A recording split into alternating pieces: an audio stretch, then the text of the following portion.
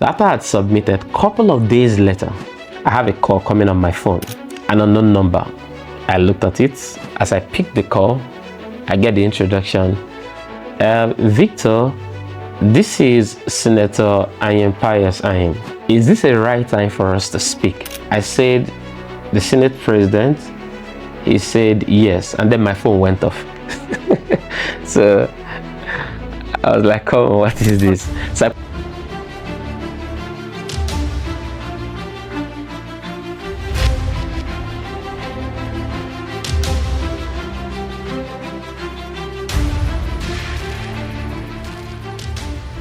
Hey, Doctor over here. In today's episode, I'll be sharing with you a story on how an article I wrote years back got the president of the Nigerian Senate to call me on the phone, hosted me to speak in a conference for him alongside the vice president and the treasurer of the World Bank. And if you stick with me to the end of the video, I would be sharing with you practical tips and strategies on how not only to connect with high network individuals, but also to nurture that relationship where it becomes something meaningful for you. Now, I'm not a hook expert, so I wouldn't know what to say to convince you to watch and to learn. But if you would have watched intensely and keenly before this video is over, you would have found practical strategies on how to navigate the next phase of your life, especially if you are someone pursuing to do big things with people who are far ahead of you.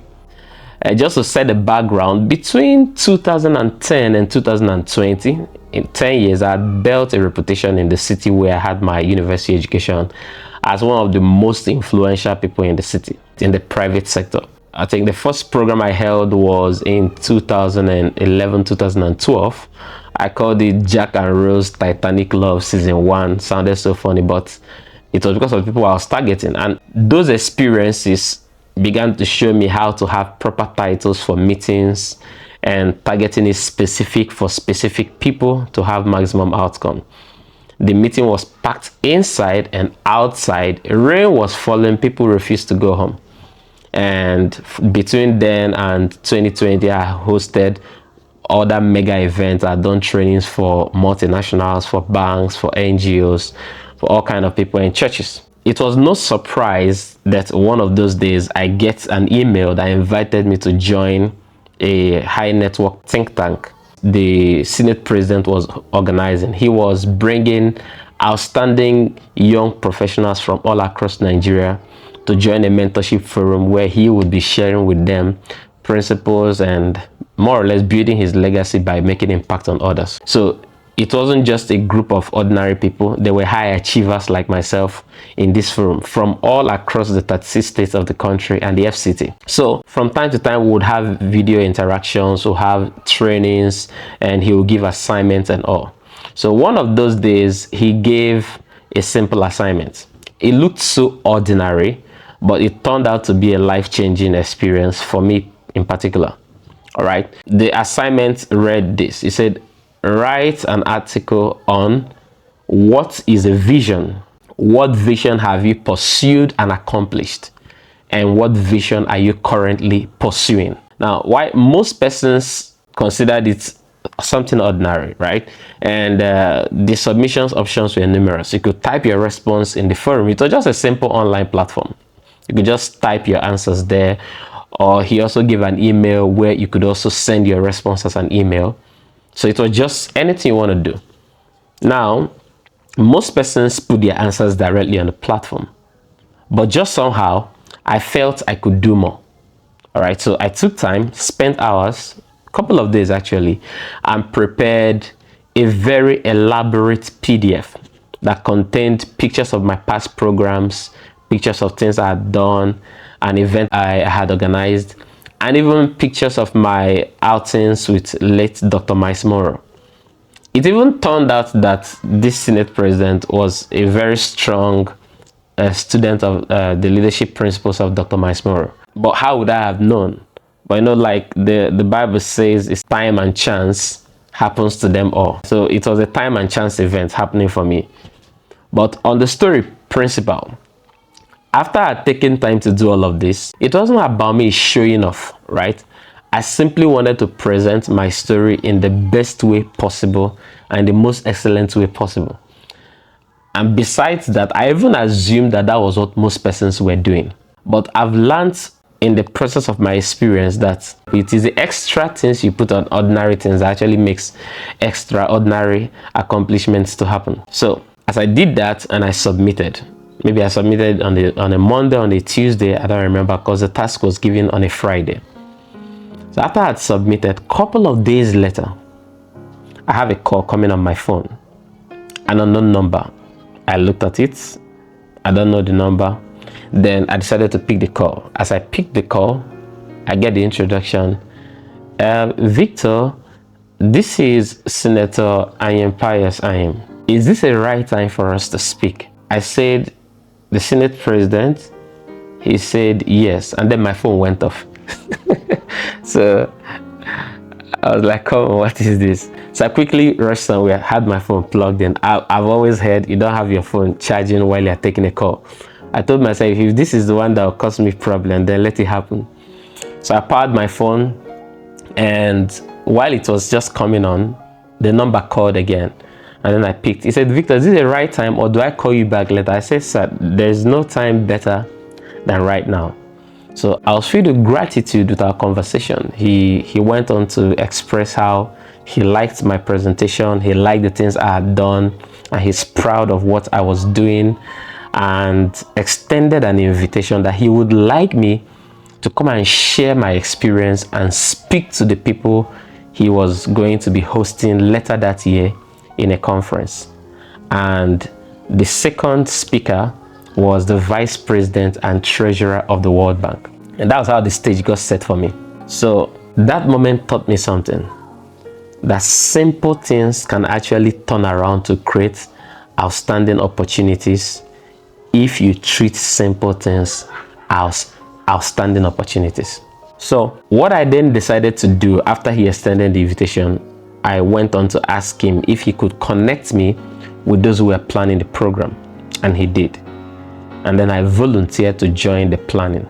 Now, this is already building the relationship. So I volunteered in planning the program. I told him that since this is my experience, I've done this multiple times. I've hosted events, I've hosted guest speakers, I've hosted people from different parts of the country and outside the country in my meetings.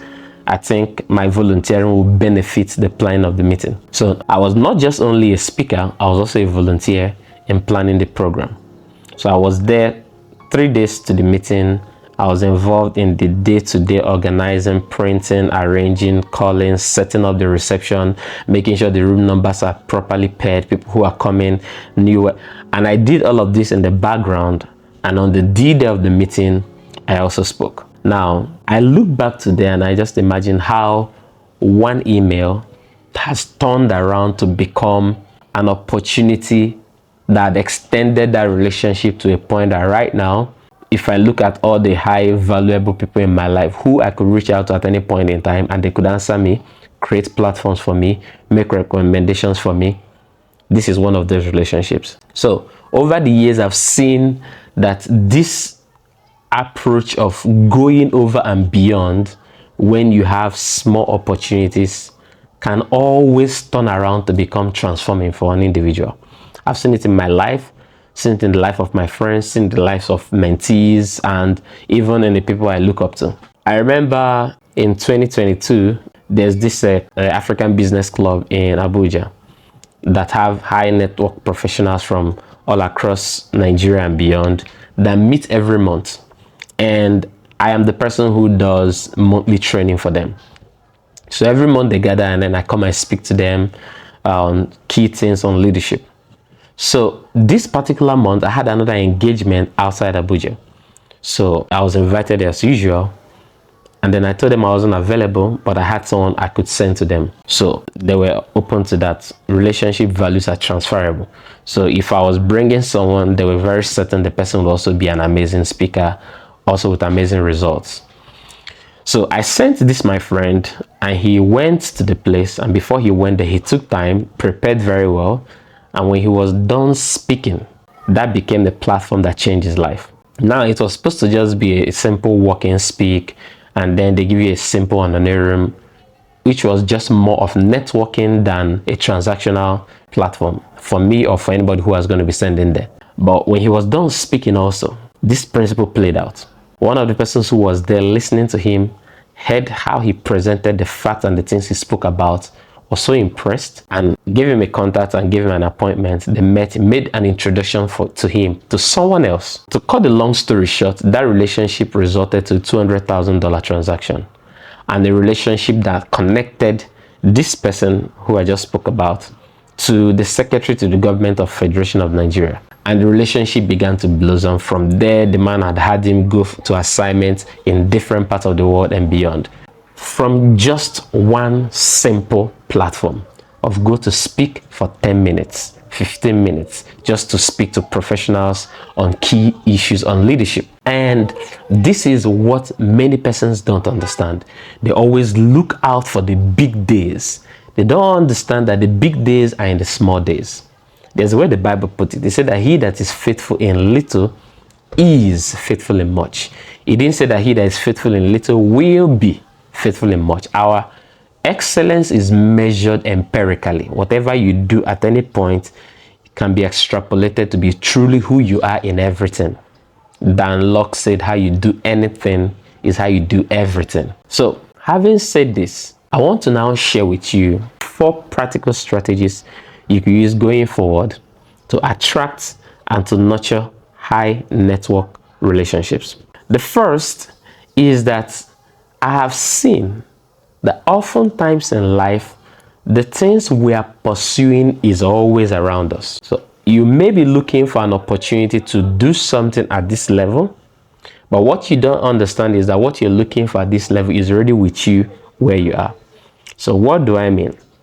Someone has an opportunity to sing in a platform, but it's just a little get together of friends, maybe in a place, and this guy is just a solo artist who just sings in bars, and he could just decide to just sing anyhow. But what people don't understand is that you don't know who is in the audience. You don't know who will come across that material. When I wrote that article and I submitted it, I don't know what happened behind the scene.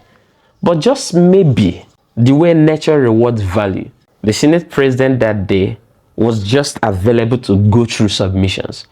Or just maybe his assistants came across that one, and maybe he had given them an instruction: if you come across any outstanding submission, share it with me. Whatever happened behind the scene, I don't know.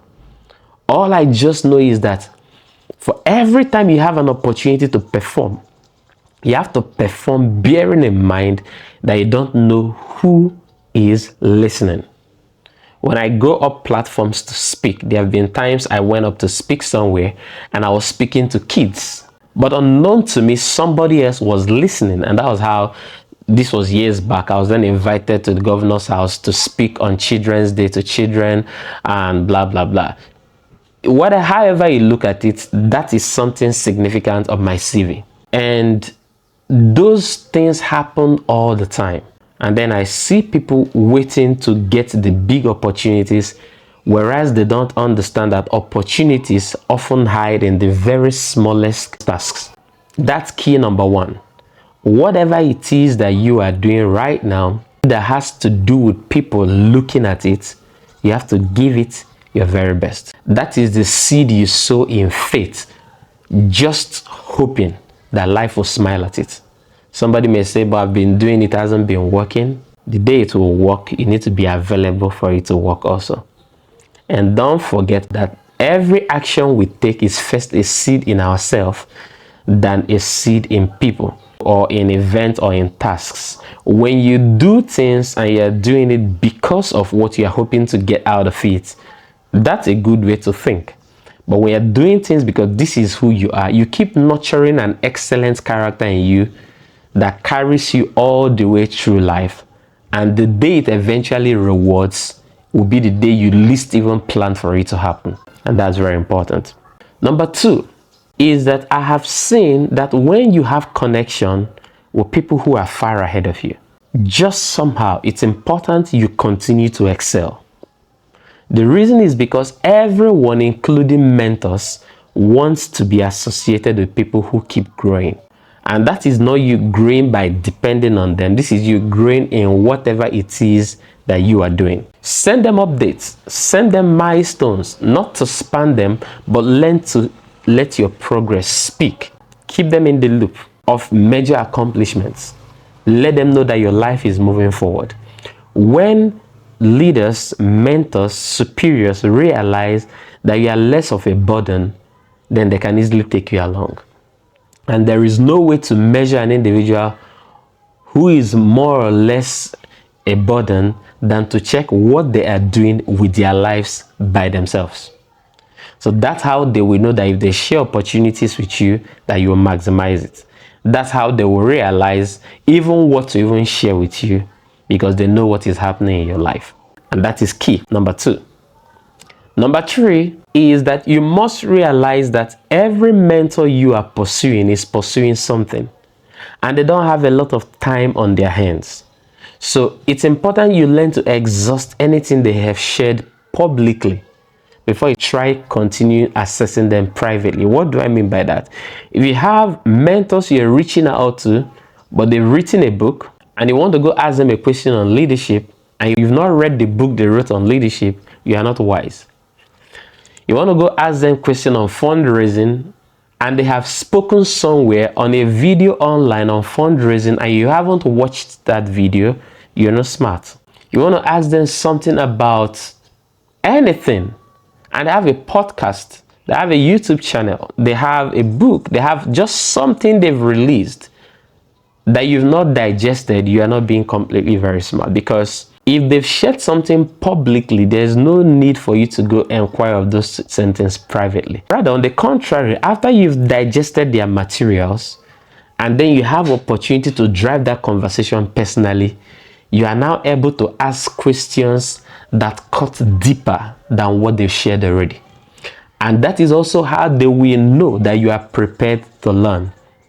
Because when you come on the conversation, you are saying, okay, I watched the video where you said this and this and that, and I applied it, and I realized it's really amazing. But what confused me was when I got to this point, I noticed that that conversation becomes very, very entertaining, and they open up easily to you. They may not even know why they are doing that, but somehow deep is connecting onto deep, and it is not your deep, it is their deep in you that are connecting to. There's nobody people are attracted to more than themselves. So when people see you in themselves, they're blown away.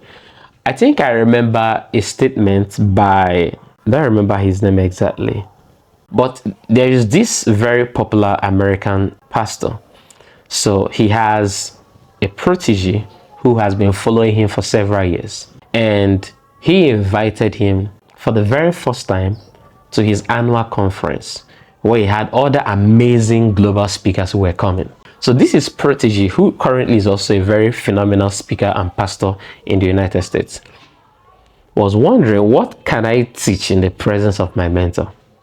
So he decided to go back to the man's archive and dug out one of his ancient teachings, listened to it for weeks and weeks until every fiber of what was said in that teaching was in his spirit.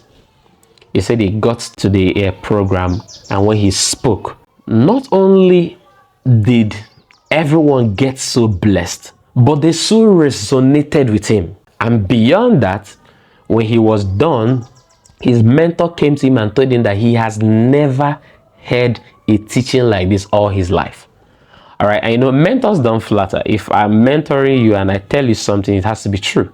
Now he's sharing the story after the relationship had blossomed years later, that what his mentor didn't know was that it was his mentor's teaching that he came on the platform to share.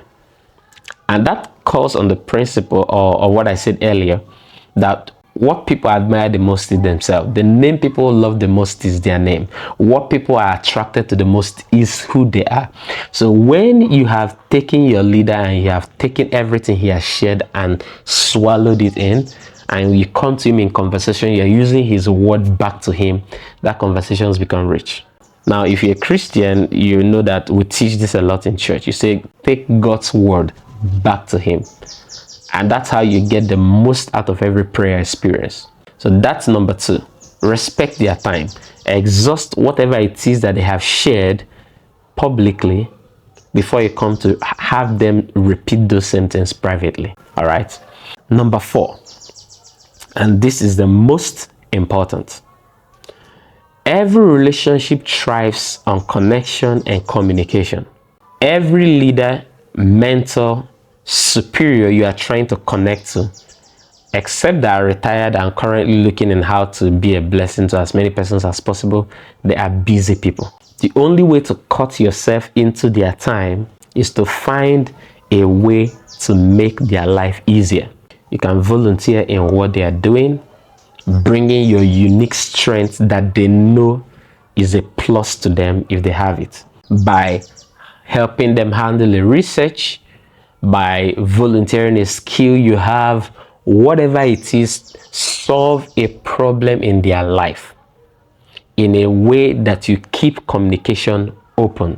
And you know, the funny thing too is that some of the people you respect so much, there are people you know that they do not know. Connect them to people that they need. When you become a problem solver in their life, what you do is that you create relationship and you have connection happen and communication is flowing.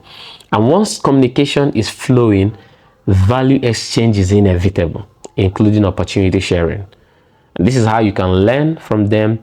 This is how you get access to them unbridled. And this is how they get to have you in their face all the time.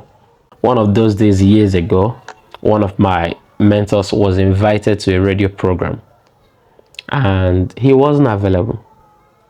But just a day to the day he was invited to that radio program, I visited his house to see him and the wife. It was in the Christmas period. I brought Christmas gift for the kids and just played with the kids and had time with the family, and I had left. He wasn't even around. When he returned, the wife told him, hey, Dr. Ovo came, see what he bought for the kids, and they just had a good time. And the next day he calls me on the phone. Hey, Vic, how are you? I said, I'm good, sir. Are you available? I'm invited to speak in so platform. It is this large, it is this, it is that. And I told them you do so well, but I needed to confirm your availability. And I said, yes, I was available. Now, when I was done speaking on that platform, I had 3 invitations from 3 organizations who heard me speak online and created platforms for me to come and speak in different parts of Nigeria. So that's what happens when you are in their life, in their face, positively bringing value, solving problems. When you do this, you realize that simple opportunities can turn around and create platforms that will turn your life around. So that's how those simple assignments, or for me in particular, that simple assignment led me to stand on a global platform beside global leaders and speak and share and connect in ways that have turned my life around. All right. As a matter of fact, in the next 2 days, I'll be meeting with this former Senate president on a book launch I'm doing for maternal and child health. It's going to be on 30th of this month. And I reached out and said, I would like you to give a word, talk about it, and wish me happy birthday and all of that. He said, with all pleasure, come, give me an appointment for 1 p.m. Come with your media team and then let's do it. Tell me whatever you want me to talk about. And that's it. And that's relationship. So I know you got a lot of value. Okay. Now, if I'm to summarize everything that I have shared today, I would say, number 1, learn to give your best at every level. It doesn't matter what it is. You're in the choir, in a church. You say, I always sing in this church. You don't know who attended that Sunday that you were singing or who would attend next Sunday. Every opportunity you're on the mic, you're writing, you're speaking, you're sharing. You need to give it so much, imagining that you're speaking to the best audience in the world, because truly that is what is before you. You don't know who is in the audience and you don't know the opportunities that they can create for you. Then when those doors open, nurture them consistently with excellence, with respect, and with value. If you got a lot of value in this video, I would like you to like, subscribe, and most importantly, share with someone who is chasing big opportunities. If you're also someone who is a leader, because oftentimes the challenge that leaders have too, the way I used to put it is that people have vision problem, but oftentimes leaders have people problem. And I made a video for that. So if you're someone who is pursuing big opportunities, one of the things you must realize is that you can't do great things all by yourself. The more the people you have around you who are very devoted to pursue visions with you and to bring them to pass, the more you're able to achieve great things. Now, this is how the Bible put it concerning David. If you are new to the channel, you would realize I say Bible a lot.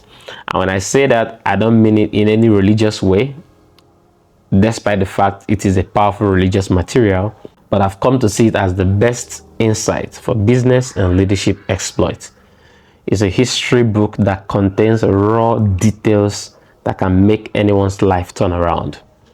Inspired by the most enigmatic, amazing individual that is, that will be, and that has ever been. We'll call him the omniscient. All right. So that's aside. So the Bible said concerning David, it said that day by day men came to help David till his army became like the army of God. In essence, it means the more help you have around your life, the more godlike you become. So, and how do you achieve that? By getting people to be very devoted and to work with you to accomplish amazing things.